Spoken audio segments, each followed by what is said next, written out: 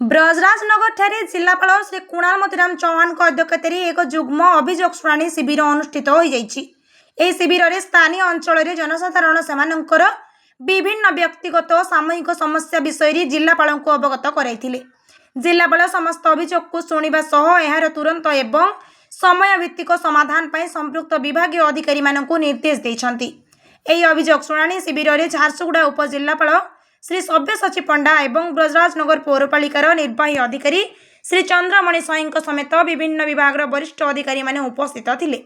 शिविर में मोट 32 अभियोग पत्र ग्रहण करा जायतिला। सेति मध्यरु 21 व्यक्तिगत अभियोग होइतिबा बेले 11 सामूहिक अभियोग रहितिला।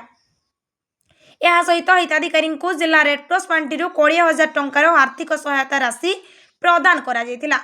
एही शिविर में मुख्यतः स्थानीय अंचल पानीय जल समस्या, जमी जमा विवाद, ट्रक पार्किंग समस्या, प्रधानमंत्री आवास योजना रे सामिल करिबा, रास्ता निर्माण एवं विभिन्न भत्ता बा पेंशन मामला भली विभिन्न गुड़िक उपरे आलोचना होइतिला।